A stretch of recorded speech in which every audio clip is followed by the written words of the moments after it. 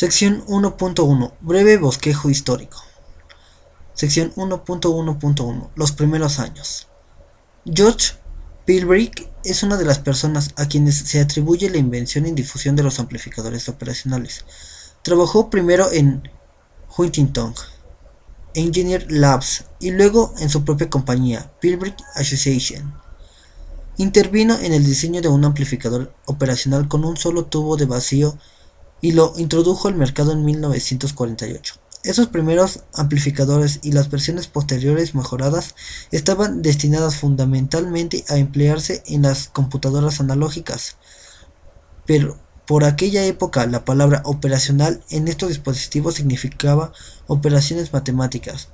Los primeros amplificadores operacionales servían para construir circuitos capaces de sumar, restar, multiplicar e incluso resolver ecuaciones diferenciales. Las computadoras analógicas eran poco exactas, admitían un máximo de 3 cifras significativas, de ahí que fueran reemplazadas por las computadoras digitales, que son más rápidas, exactas y versátiles. Pero el advenimiento de la computadora digital no marcó la desaparición del amplificador operacional. Sección 1.1.2. Nacimiento y desarrollo del amplificador operacional de circuito integrado. Entre los años de 1964 y 1967, Fairchild desarrolló amplificadores operacionales en circuitos integrados 702, 709 y 741, mientras que National Semiconductor introdujo el 101-301. Estos amplificadores de circuito integrado revolucionaron algunas áreas de la electrónica por su tamaño pequeño y bajo costo. Más importante aún, redujeron drásticamente el trabajo de diseño de los circuitos. Por ejemplo, en vez de la tediosa y difícil tarea de realizar un amplificador con transistores, los diseñadores podían servirse del amplificador operacional y unas cuantas resistencias para construir un excelente amplificador. El tiempo para diseñar un amplificador con un amplificador operacional es de unos 10 segundos. Es más, los amplificadores operacionales en circuitos integrados son baratos, ocupan menos espacio y requieren menos potencia que los componentes discretos. Los circuitos que pueden realizarse con uno o dos amplificadores operacionales y unos pocos componentes incluyen la generación de señal, osciladores, acondicionamiento de señales, temporizadores, detección de niveles de voltaje y modulación. La lista podría extenderse casi al infinito. Sección 1.1.3. Progreso en el desarrollo de los amplificadores operacionales.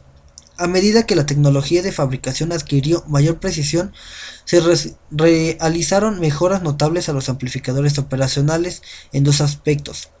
Primero, algunos transistores de unión juntura bipolar fueron sustituidos por transistores de efecto de campo, los JFET, en la entrada del amplificador operacional. Toman corrientes muy pequeñas y permiten que los voltajes de entrada varíen entre los límites de la fuente de alimentación. Los transistores MOS o de semiconductores de óxido metálico en los circuitos de salida permiten que la salida se aproxime a milivolts de los límites de la fuente de poder.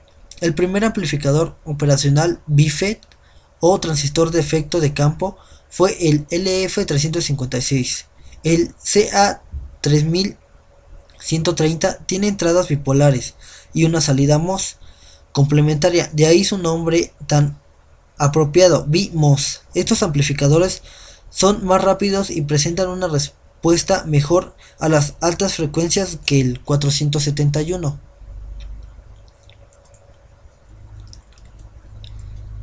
La segunda innovación fundamental fue la invención de los encapsulados de doble y cuádruple amplificador en el mismo encapsulado de 14 terminales, ocupando por un solo amplificador operacional. Los diseñadores fabrican 4 individuales, los cuales comparten la misma fuente de poder.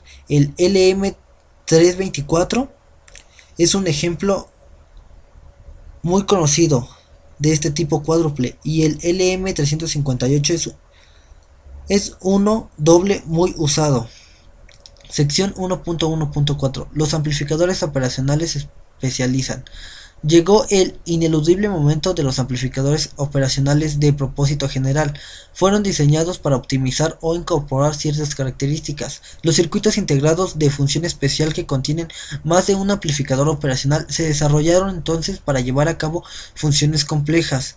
Basta hojear los manuales de datos de amplificadores operacionales lineales para apreciar la gran variedad. Los siguientes son algunos ejemplos: capacidad de alta corriente, alto voltaje o ambos, módulos para sonar de emisor y recepción, amplificadores múltiples, amplificadores de ganancia programable, instrumentación y control automotriz, circuitos integrados para comunicaciones, circuitos integrados radio, audio y video.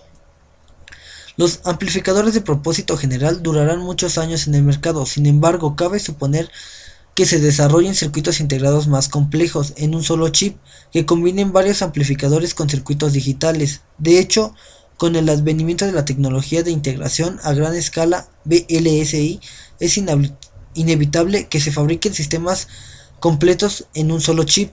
Hoy es una realidad la computadora en un solo circuito integrado. Con el tiempo se inventará también el televisor en un solo chip.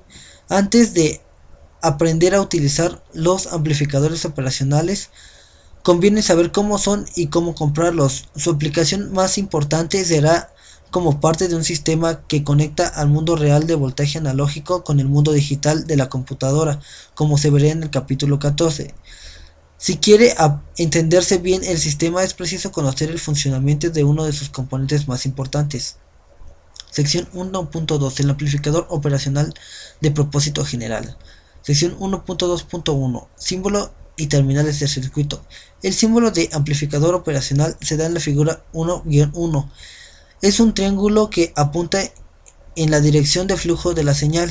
Este componente tiene un número de identificación de parte NIP colocado dentro del símbolo del triángulo. El número designa al amplificador operacional con características específicas. El 741C que se muestra aquí es un amplificador operacional de propósito general. El amplificador operacional también puede codificarse en un esquema o diagrama de circuito con un número de referencia, por ejemplo, UIIC101, etc. Después del número de identificación de partes se pone dentro de la lista de partes de 5 terminales. 1. La terminal de fuente de poder positiva. 2. La terminal de fuente de alimentación negativa. 3. La terminal de salida. 4. La terminal de entrada.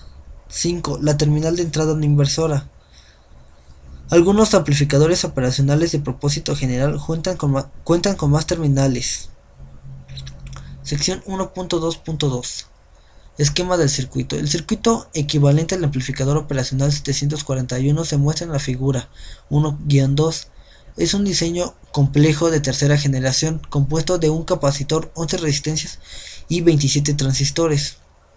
Los transistores Q1 y Q2 en sus circuitos de apoyo constituyen a la etapa de entrada diferencial de alta ganancia. Los transistores Q14 y Q20 son la etapa de salida complementaria. Los transistores Q15 y Q21 detectan la corriente de salida y dan protección contra cortocircuito.